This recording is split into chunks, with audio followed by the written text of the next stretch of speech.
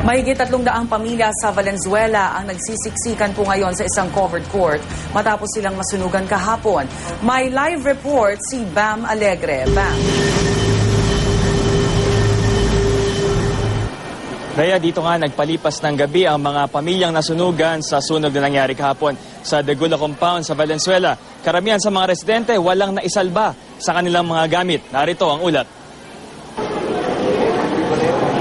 Magtatanghali kahapon ang sumiklab sa Degula Compound ang sunog na umabot sa Task Force Alpha. Mabilis na kumalat ang apoy dahil gawa sa light material sa maraming bahay. Nagmula umano ang sunog sa isang 3 taong bata na naglaro ng posporo. Sa tala ng lokal na pamahalaan, 376 na pamilya ang narito sa evacuation center sa Tañada Covered Court. Hindi pa kasama sa bilang na ito ang ilang pamilya na nasa Fortune 1 Covered Court.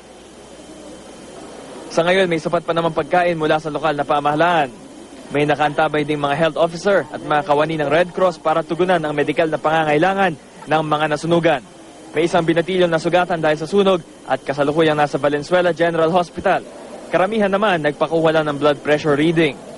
Nakahanda rin ng mga antibiotics, antipyretic o panlaban sa lagnat at mga anti-hypertension na mga gamot. Ang mga nasunugang residente naman handang bumangon muli pero hindi lang maiwasang madismaya sa mga nanamantalang kapitbahay. Tapos yung iba naman na kapitbahay namin na namantala dahil nagkakagulo, pinagnanakaw yung ibang gamit, yung kahit rin mga bubong, pinangalakal. Babalik din kami doon. Mag-umpisa na lang uli kahit mahirap. Rhea, wala rito sa evacuation center yung 3 taong gulang na bata na di umano'y naging sanhinga ng sunog.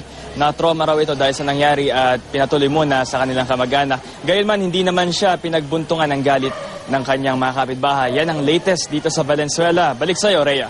Maraming salamat, Bam Alegre.